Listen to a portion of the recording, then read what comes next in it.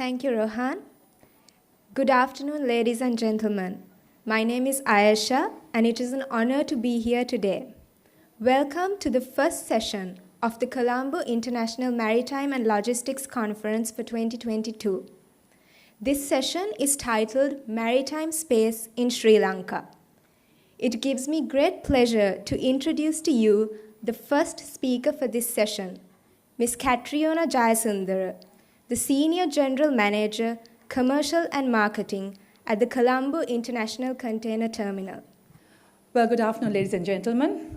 First of all, I would like to thank Rohan and Anjali for giving me the opportunity to stand here in front of you wonderful people. It is absolutely an honor. Second of all, I would like to apologize in advance for being nasal. I am quite sick today, so if I start muttering, you are most welcome to throw something at me. So let me get down to my slides then. First of all, let's start. The winter is coming. My table of contents, so I will start with the world and its forecast, moving into how do we get ready, the regional market analysis, and the global port volume update. And of course, I will end with a case analysis. First of all, one of the questions we need to ask ourselves is winter already here? Or do we still have time to prepare? I think that's a very big question we need to answer ourselves before we move any further. Let's see what the gurus in the global industry say. First of all, you see here, high energy prices. And of course, stemming from the Russia-Ukraine war, households have been taxed. China, they're continuing to grapple with the COVID. And of course, they are paired with their disruption and weak demand. You've got the growing imports for fuels, food, fertilizer, and of course, insecurity in debt and distress. Then you have over here, the United States, the monetary policy tightening, which has had an impact on the sensitive spending in areas such as housing, motor vehicles, and other such investments. Now, this is just a global view of what overall people say. This is not, but it's not only relevant to Asia or any specific market. This is global. Then we start with the more specific industry gurus, what they say. I'm sorry I keep turning, but I can't really see my slides properly there. Very sad to say that Drewry has downgraded the container port growth from 2.3% to 1.5% in 2022. And it gets worse for 2023. It's downgraded to 1.9% from 2.9%, which is very alarming. But it's more alarming for us to understand that we have not significantly grasped the actual issue here yet. This is yet to come. This is only a preliminary forecast or a downgrade. So the threat is that this can be downgraded far more than this going forward, when people are actually understand the full grasp of the situation we are in. Separately, we've got, coupled with all our low demand, looking at the order books for 2022 and 2023, it's expected that the 11% increase in vessel capacity, which we all know means lack of demand, more demand. I'm sorry, more capacity, lack of demand, which means vessel utilization will be less. We know what stems from that? Ocean freight rates, a fall of the rates. All of this is going to have a humongous impact on our trade. So again, I go back to my original question. Are we already at the winter, or still do we have time to prepare? These are all just people, all the gurus who are what they're forecasting. I think it's important, the next slide, that we look at that. Let's look at the global ports. This, for me, is one of the scariest slides that I can present to you today. And of course, the next one as well. If you compare July-August volumes versus August-September volumes of all the major global ports, you can see majority of them are all negative. And what is more alarming, and I would like to draw your attention to, is the consistent fall. July-August versus August-September. it's only nosediving down. So then we have to think again, do we have time to prepare, or we are already here faced with the situation? So how do we sustain ourselves? But if we focus away from the global market and look a little closer inward, we have here all our hub ports. You've got Singapore, Tanjung Pelepas, Mundra, Nhava Sheva. You can see how they've all performed. All negative. And if you look at that versus our captive markets, which is quite a dangerous situation, the captive markets all are declining. If you look at some of the things, you got up to 35%, because they have 25% growth in 1 month and then another 11%. So essentially, that's a 35% drop. So basically, we are losing total volume, we are losing trade, we are losing demand. I would think it's safe for us to say that, yeah, winter's already here. And so what are we going to do about it? I don't think there's any more time for us to plan. I think we need to be resilient now and work forward. How do we do this? Of course, number one, at the Port of Colombo, we are looking at retaining our existing shipping lines. Given the current challenges, we find with the rationalizing of trade routes and the capacities coming in, the vessel deployments, the shipping lines are looking at having lesser hubs, lesser port calls, but with bigger volume, hopefully. So where does Port of Colombo fit in? We need to ensure that we are on that map. We cannot just rely on our east to west shipping route. We are right in the center. That's fabulous, but that's not adequate anymore. So how do we make sure we retain? How do we plan to keep our market shares, keep our volume, keep our customers? Number one, of course, reducing cost. There are many forms of reducing cost.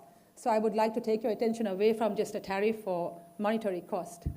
I would look at the other ways, like simplifying our processes, one-stop shop, system automation. For example, the Port of Colombo is already almost at the completion of automating and bringing in some systems. For example, the ITT system, where it will be an actual transparent system allocating trucks as per the requirement or the demand. We see that with Adani building their terminal. It is of paramount importance that we streamline our ITT processes. And in order to prepare for this, we've already put in a system which will be streamlined by, I think, next year. What else do? We look at the marine services, the piloting. We are looking at also bringing in a system which is already working on, actually. And this system will give a transparent view to the control room as well as to the customers to see who came, who booked the vessel, the tugs first, the completion time of the vessels at berth. They will also be able to see real time if there's any issues on the vessel and some delays, where they get to real time reallocate the resources and plan themselves better so as to reduce any waiting time for a vessel. Of course, we've got the port community system as well.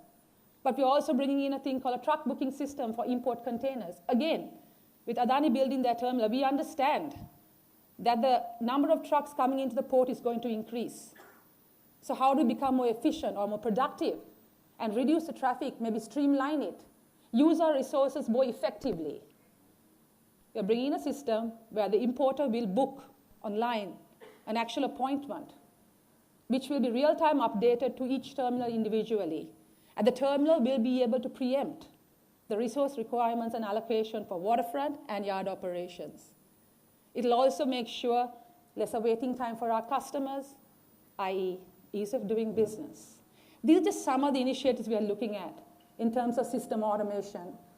Of course, we also have to look at enhancing our service levels and reducing waiting time, which is coupled in some of the things that I already mentioned. But what more can we do? Can we just discharge and load containers and survive and depend on just our location? I think it's important.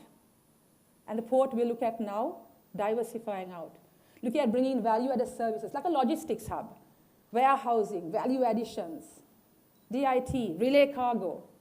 The focus is now to move forward from just our basic operation. Of course, one of our key strategies will be to exploit our current markets and move into new markets. For example, we want to regain our status in the East Africa market, the Gulf, but we also want to exploit our current markets. I will explain a little more about the exploiting of current markets in the next slide. But I'll also like to say adaptation and resilience. I think the Port of Colombo has successfully proved how adaptive and resilient it can be. For the last 2 years, as Rohan rightfully said, we have been bombarded with so many challenges, from COVID to fuel issues, to so many different issues. But we overcame everything. And we were one of the most productive ports in the peak of COVID. In fact, we had a volume growth at the peak of COVID. And we were one of the only in the region.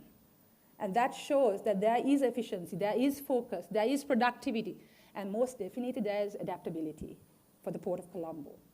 So we intend to continue with that strategy. Going back into exploiting current markets, I want to also bring in something here where we say a buzzword in our industry now, sustainability or ESG. Sustainability or ESG. So it's a buzzword and it's a must coming into our industry now.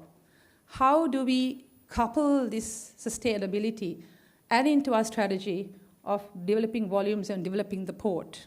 Of course, there are two sides to it. One, we individually look at sustainability as a terminal, which you've already done. For example, CICT and CICT has already converted all our RTGs into electric. CICT is looking at now pushing their ITVs electric. As a port, we are looking at solar power, trying to exploit that. You already got Adani coming in with a fully automated yard. So yes, these are all fabulous initiatives that we will continue.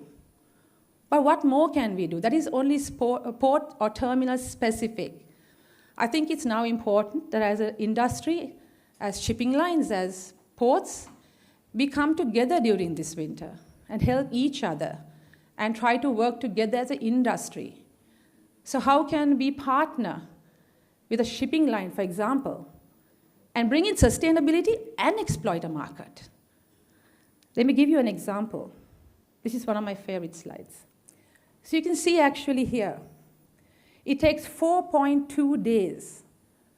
I'm looking at Chittagong, Bangladesh now, as one of our key markets to exploit, because only around 25% of that cargo comes via Colombo at the moment. 4.2 days to go to Singapore and another 4.3 days to pass Colombo on its way to Europe. But if you come directly from Chittagong to Colombo, it's 3.6 days. So cost-wise, there's a huge saving on sailings and bunkering, so many advantages. But this you can actually couple sustainability. You can see the carbon emission usage on this route. You will save 158 kilograms of CO2 per TEU. I know it may not save the world, but it's definitely a start to play our part. There are opportunities such as this where we can couple sustainability with our objectives and exploit our markets. And this is only one of the examples. So definitely the Port of Colombo will be looking at exploiting such objectives. We will definitely look at sustainability. We will look at safety. We will look at the environment. But we will also work together and exploit our markets, walk into new markets, regain our market share while we develop our systems and automate. Thank you very much.